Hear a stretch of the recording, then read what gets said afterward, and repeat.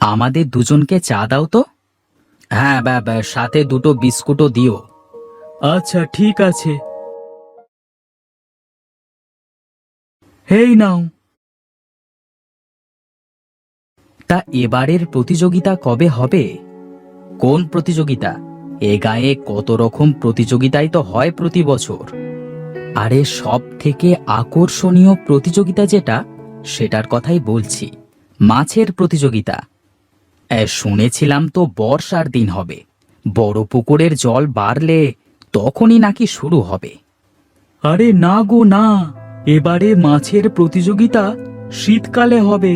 সেদিন কাকাবাবু এসে বসেছিলেন, গল্প করলো, তাই শুনতে পেয়েছি। অ্যাঁ, শীতকালে? শীতকালে আবার মাছের প্রতিযোগিতা হয় কিভাবে? তখন কি আর জল বেশি থাকে নাকি? হ্যাঁ, তাই তো। বর্ষাকালে মাছের প্রতিযোগিতা হয়, কারণ বর্ষাকালে বর্ষার জল এসে পুকুর ভর্তি হয়ে থাকে। শীতকালে এত জল কোথায় পাবে? সে আমি কি জানি বলো। সেদিন কাকাবাবুরা কথা বলছিল, তাই শুনি বললাম। ওই তো কাকাবাবু আসছে, আসুন আসুন। তা এবার শুনলাম মাছের প্রতিযোগিতা নাকি শীতকালে হবে। আরে তেমনটাই হবার কথা। কিন্তু শীতকালে জল কোথায় পাবেন এত? মাছের প্রতিযোগিতা তো বর্ষাকালে হয়, তাই না? পাশের গাঁয়ের জমিদার মশাই আসবেন এবার আমাদের এখানকার মাছের প্রতিযোগিতায়। তিনি বলেছেন যে প্রথম হবে তাকে নাকি সে তার রাজ্যে নিয়ে যাবে, সেখানে থাকবার জায়গা দেবে, তার মাছের বড় আড়তের প্রধান কর্মকার বানাবে। কিন্তু বর্ষাকালে সেখান থেকে আমাদের গায়ে আসতে খুব অসুবিধা, তাই আমরা সবাই মিলে ঠিক করেছি শীতকালই হবে মাছের প্রতিযোগিতা। তাই নাকি? তা সে তো ঠিক আছে, কিন্তু শীতকালে জলের কি হবে? তখন তো জল সব শুকিয়ে নেমে যাবে। তারও একটা ব্যবস্থা হবে অবশ্য। কি ব্যবস্থা? গ্রামের বড় পুকুরের পাশের মাঠটা খনন করতে হবে। বর্ষার জল সেখানে এসে জমা হলে সেখান থেকে আর বেরোতে পারবে না। সেখানেই হবে মাছের প্রতিযোগিতা। হ্যাঁ, তা ভালো ভালো। এবার কোন মাছটাকে প্রতিযোগিতায় লাগাচ্ছেন? এবার ভাবছি বিনিমি লাগাবো। ওর গায়ের জোর বেশি, খুব দ্রুত জিতেও যাবে। তা তোমরা কোনটাকে লাগাবে? হ্যাঁ, আমি তো লাগাবো আমার আংশুকে। আমার তো একটাই মাছ, ফণি। ওকে ছাড়া আর কাকেই বা লাগাবো?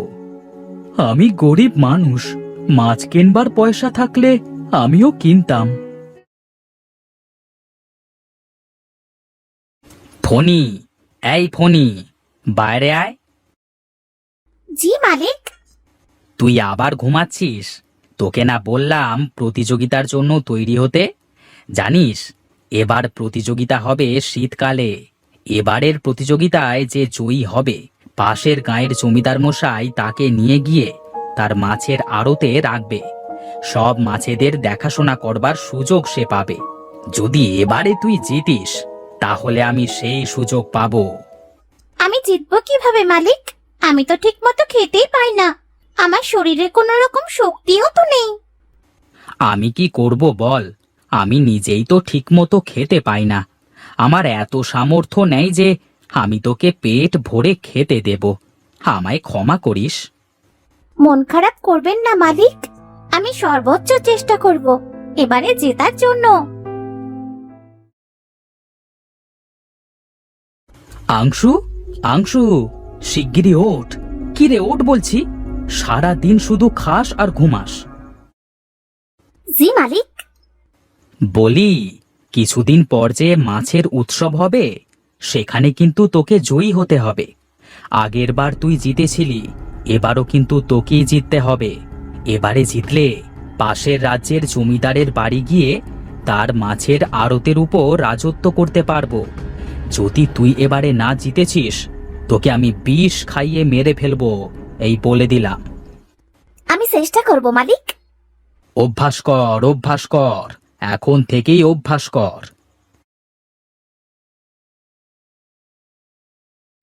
বনিমি, এই বনিমি, ওপরে উঠে আয় বলছি। কি হয়েছে মালিক? বলছি, প্রতিযোগিতার দিন কিন্তু চলে এসেছে। এবারে কিন্তু তোকে জিততে হবে। খাবারই তো দেন না, জিতবো কিভাবে? চুপ কর হতচ্ছাড়া, যা বলছি তাই করবি। তাড়াতাড়ি জোগাড় যন্ত্র কর।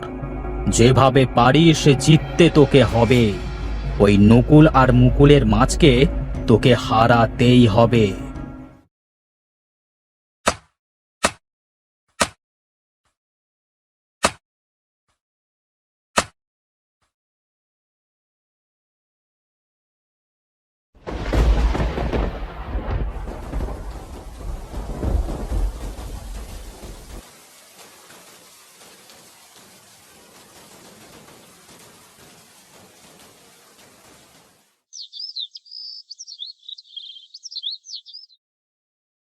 প্রতি বছরের মতো আমাদের গায়ে এবছরেও মাছের প্রতিযোগিতা আরম্ভ হতে চলেছে।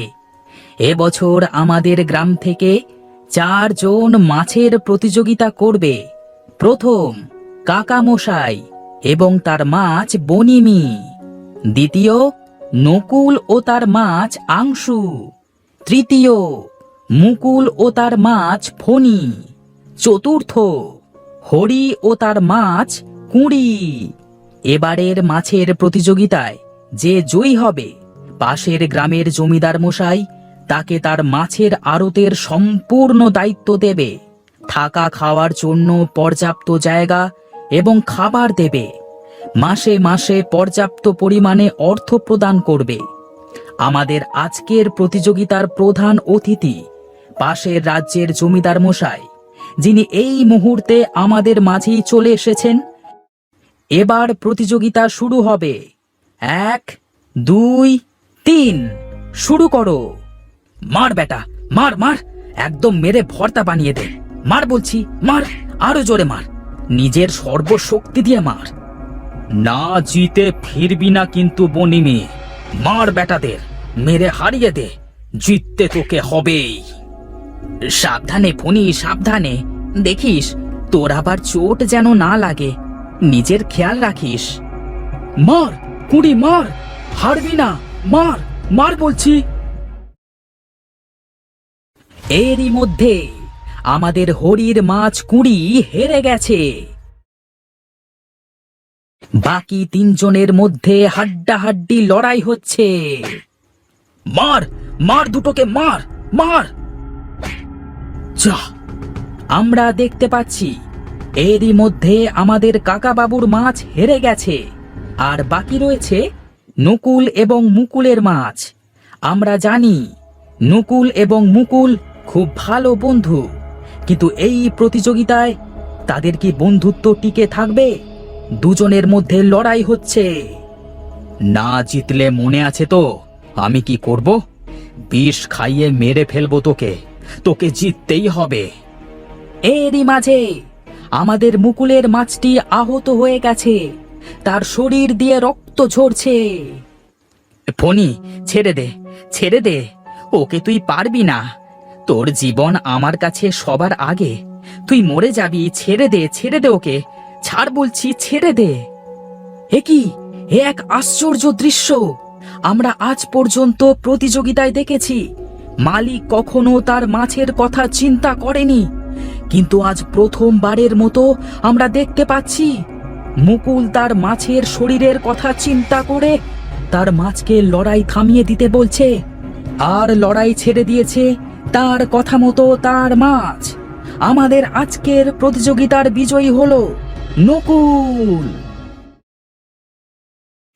আমাদের এই প্রতিযোগিতা আজকের বিজেতা নকুল এবং তার মাছ আংশু, কিন্তু আজকের পুরস্কার পাবে মুকুল। আমি জিতেছি, তাই পুরস্কারও আমার পাবার কথা। পুরস্কার মুকুল পাবে কেন?